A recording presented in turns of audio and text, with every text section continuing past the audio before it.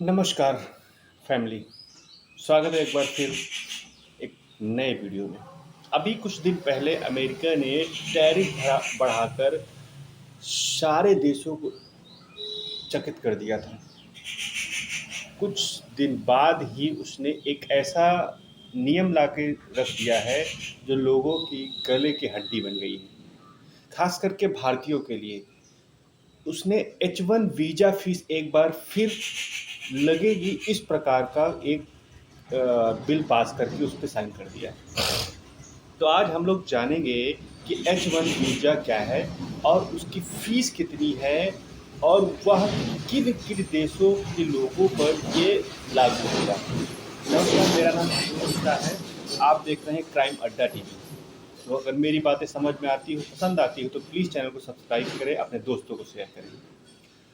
दरअसल white house की press secretary Karoline Leavitt ने रविवार को अपने सोशल मीडिया एक्स पर H1B वीजा से जुड़ी कई जानकारियां दी। उन्होंने बताया कि 88 लाख रुपए फीस सालाना नहीं लगेगी। यह वन टाइम फीस है जो सिर्फ एप्लीकेशन देते समय ही लागू की जाएगी। लेविट ने यह बताया कि यह बदलाव लॉटरी से निकाले गए नए वीजा पर लागू होंगे। पुराने वीजा होल्डर रिन्यूअल या 21 सितंबर से पहले अप्लाई करने वाले के नियमों में कोई बदलाव नहीं किया गया है। H1B वीजा होल्डर देश से बाहर जा सकते हैं और वापस भी आ सकते हैं। अमेरिकी राष्ट्रपति डोनाल्ड ट्रंप ने शनिवार सुबह H1B वीजा के एप्लीकेशन फीस 28 लाख रुपए कर दी थी। इसके बाद मेटा, माइक्रोसॉफ्ट, अमेजन जैसी टेक की बड़ी बड़ी कंपनियां और विदेश में अपने कर्मचारियों से रविवार तक अमेरिका वापस लौटने की ईमेल सभी को भेज चुकी हैं।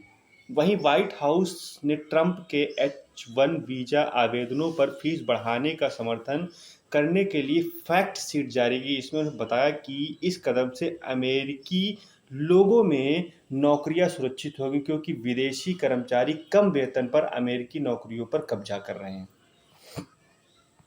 व्हाइट हाउस के आंकड़े पेश करते हुए बताया कि 2003 में H1 वीजा धारकों की हिस्सेदारी 32% थी, जो हाल के वर्षों में बढ़कर 65% अधिक हो गई है। कंप्यूटर साइंस के नए ग्रेजुएशन बेरोजगारी दर 6.1% और कंप्यूटर इंजीनियरिंग ग्रेजुएशन में 7.5% है, जो बायोलॉजी या आर्ट हिस्ट्री के ग्रेजुएशन से दोगुना हो गई थी। नई फीस लागू होने के बाद इमिग्रेशन अटॉर्नी और कंपनियों ने H1 वीजा धारकों या उनके परिवारों से कहा कि जो भी अमेरिका के बाहर है वे अगले 24 घंटे के भीतर अमेरिका वापस आ जाएं, नहीं तो उनके फंसने की आशंका जताई जा रही। कंपनियों को डर था कि अगले रविवार तक H1B वीजा धारकों को नहीं बुलाया तो उन्हें आपस में अमेरिका बुलाने के लिए $1 लाख देने पड़ेंगे। दिवाली पर भारत आने का प्लान बना रहे H1 वीजा वासी वाले कई लोगों ने ऐन वक्त पर अपने टिकट कैंसिल कराए। वाशिंगटन, न्यूयॉर्क जैसे प्रमुख एयरपोर्टों पर कई लोग टिकट रद्द कराते देखे गए हैं। इधर दिल्ली एयरपोर्ट पर भी कई अमेरिका जाने के लिए फ्लाइट का इंतजार कर रहे हैं। वहीं माइक्रोसॉफ्ट ने भी शनिवार को अपने कर्मचारियों को एक इंटरनल ईमेल भेजा जिसमें H1B और H4 वीजा धारकों को तुरंत अमेरिका लौटने के लिए कहा गया है।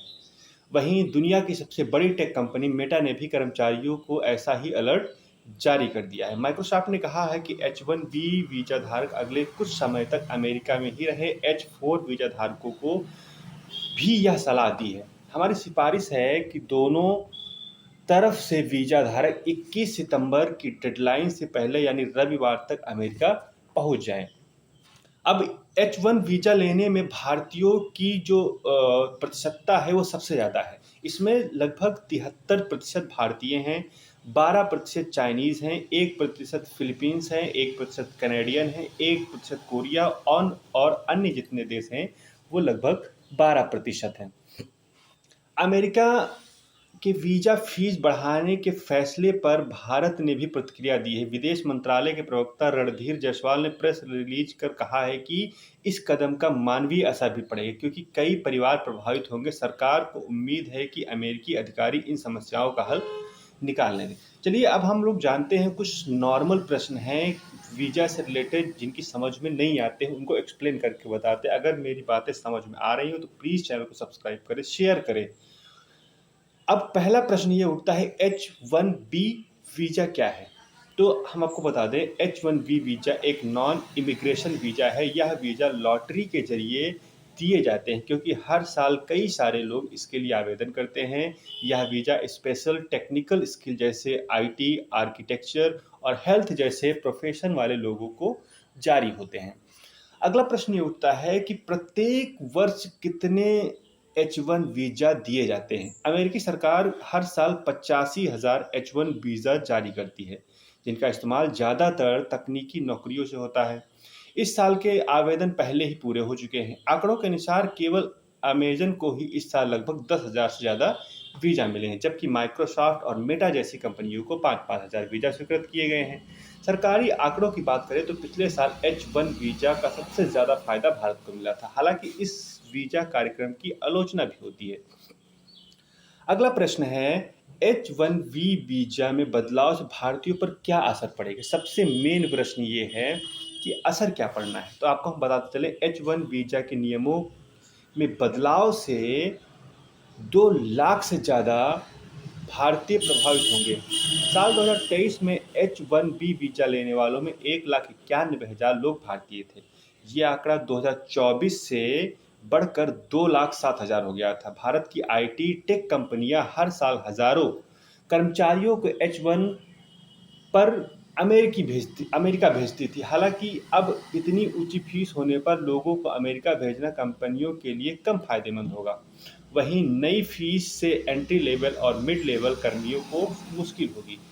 कंपनियां नौकरियां आउटसोर्सिंग कर सकती हैं, जिससे अमेरिका में भारतीय पेशेवरों को अवसर कम मिल सकते हैं। अगला प्रश्न है कि 88 लाख रुपए यानी लगभग $1 लाख रुपए क्या हर साल लगेंगे? नहीं। इसका उत्तर क्या होगा? नहीं। यह नियम केवल H1B वीजा के लगभग $1 लाख यानी लगभग 88 लाख रुपए की फीस एक बार देनी होगी। यह फीस नए आवेदनों पर लागू होगी, मौजूदा वीजा धारकों एवं नवीनीकरण पर लागू नहीं होगी। यह फीस 21 सितंबर 2025 को लागू होगी, 12 महीनों के लिए चलती रहेगी। जब तक इसे बढ़ाया ना जाए, कंपनियों को इस भुगतान का प्रमाण रखना होगा।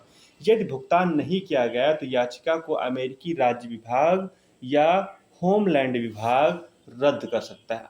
अगला प्रश्न है, अमेरिका से बाहर जाने पर क्या होगा? अगर कोई व्यक्ति H1 वीजा धारक कर्मचारी 21 सितंबर के बाद देश छोड़ता है तो वापस अमेरिका आने में उसकी कंपनी को 88 लाख रुपए भुगतान करने की जरूरत नहीं। हालांकि पहले इसको लेकर कन्फ्यूजन की स्थिति, यही कारण है कि माइक्रोसॉफ्ट, JP मॉर्गन और अमेजन जैसी कंपनियों ने H1B वीजा होल्डर कर्मचारियों को अमेरिका में रहने की ही सलाह दी थी। राइटर्स के मुताबिक बाहर रहने वाले कर्मचारियों को सलाह दी थी कि वो शनिवार रात तक अमेरिका वापस आ जाएं। अगर विदेशियों को नौकरी दे रही जो टॉप कंपनीज हैं जो विदेशियों को नौकरी दे रही, उसमें कौन कौन सी हैं? अमेजन कंपनी है जिसमें 10,043 वर्कर्स हैं। TCS है जिसमें 5,505 वर्कर्स हैं। माइक्रोसॉफ्ट है जिसमें 5,188, मेटा में 5,123, एप्पल में 4,202, गूगल में लगभग 4,000 और कॉग्निजेंट टेक्नोलॉजी में लगभग 2,500, JP मॉर्गन में लगभग 2,500, वॉलमार्ट में लगभग 2,300 और डिलाइट में लगभग 2,500 लोग काम करते हैं।